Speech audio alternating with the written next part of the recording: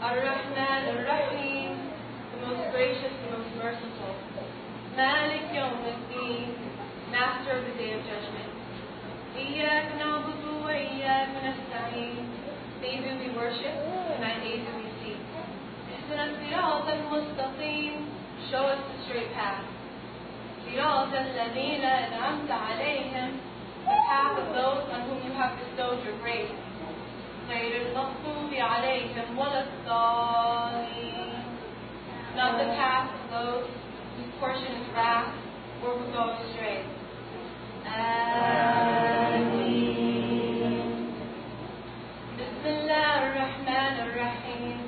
In the name of Allah, the most gracious, most merciful. Qul huwa Allahu ahad. Say, Allah is one. Allahu samad, the eternal. Lam yalid wa lam yulad, he is not nor is he begotten. Wa lam yakun lahu kufuwan ahad, and there is none other unto him.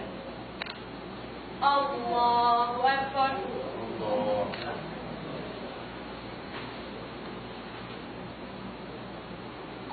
Sami Allahu liman hamidah. Allahu Akbar.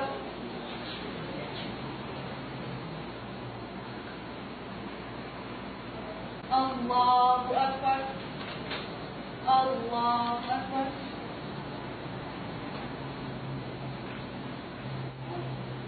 Allahu Akbar.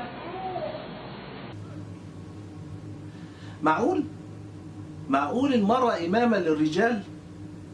ده اللي كان ناقص.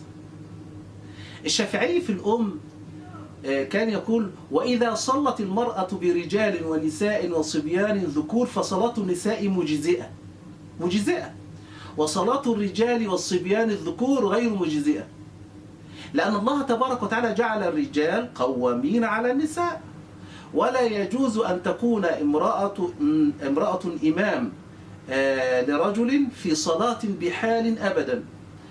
البخاري ومسلم روى في صحيحيهما عن سهل بن سعد الساعدي رضي الله تبارك وتعالى عنه أن الرسول صلى الله عليه وسلم قال: من رابه شيء في صلاته فليسبح.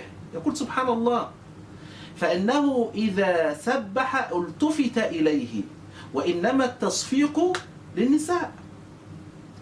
الحافظ ابن حجر كان يقول في هذا: وكان منع النساء من التسبيح لأنها مأمورة بخفض صوتها في الصلاة مطلقا لما يخشى من الافتتان. فإذا كانت المرأة منهية عن تنبيه الإمام بالقول إن أخطأ، وإنما تصفق حتى لا ترفع صوتها بحضرة الرجال، فكيف تصلي بهم وتخطب بهم وتتقدم عليهم؟ كيف؟ مسلم روى في صحيحه عن أنس بن مالك أنه صلى خلف الرسول صلى الله عليه وسلم ومعه جدته ويتيم، قال أنس: فصففت أنا واليتيم وراء الرسول صلى الله عليه وسلم والعجوز من ورائنا. قال الحافظ: هذا فيه أن المرأة لا تصف مع الرجال، وأصله ما يخشى من الافتتان بها. فإذا كانت المرأة تقف منفردة خلف الصف ولا تقف مع الرجال في صف واحد، فكيف تتقدمهم وتصلي بهم إماما وتركع وتسجد؟ كيف؟ في عون المعبود أيضا قال: في هذا الفعل دليل على أن إمامة المرأة للرجال غير جائزة، لأنها لما منعت عن مساواتهم من مقام الصف في الصف الواحد كانت من أن تتقدمهم أبعد. حتى على مدار 14 قرن من الزمان عمل المسلمون على أن المرأة لا تتولى الصلاة بالرجال، وهذا الكلام موجود أيضا في بدائع الصنائع. في الموسوعة الفقهية ذكر قالوا إيه؟ يشترط لإمامة الرجال أن يكون الإمام ذكرا، فلا تصح إمامة المرأة للرجال، وهذا متفق عليه بين الفقهاء. ابن حزم قال إيه بقى في مراتب الإجماع؟ قال: اتفقوا على أن المرأة لا تؤم الرجال وهم يعلمون أنها امرأة، فإن فعلوا فصلاتهم باطلة بإجماع. طيب ابن حزم أيضا في المحلى قال لا يجوز أن تؤم المرأة، لا يجوز أن تؤم المرأة الرجل ولا الرجال، وهذا ما لا خلاف فيه. الرسول صلى الله عليه وسلم حكم بأن تكون وراء الرجل، المرأة تكون وراء الرجل، ولا بد أنها تكون خلفه في الصلاة، وأن الإمام يقف أمام المأمومين أو في صف واحد مع المأموم. ومن هذه النصوص التي ذكرناها يثبت بطلان إمامة المرأة للرجال وللرجال، أو إمامة المرأة للرجل الواحد حتى.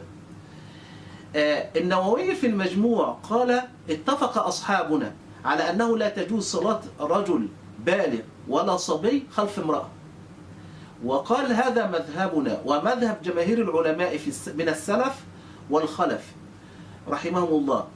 وحكاه البيهقي عن الفقهاء السبعة فقهاء المدينة التابعين، وهو مذهب مالك وأبو حنيفة وسفيان وأحمد وداود وغيرهم.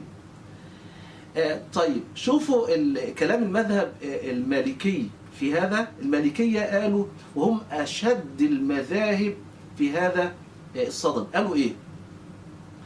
قالوا تمنع المرأة عن الإمامة لا للرجال ولا للنساء، فقالوا فإنهم يمنعون المرأة عموما عن الإمامة بأي شيء مطلقا، ويجعلون الذكورة شرطا في الإمامة مطلقا.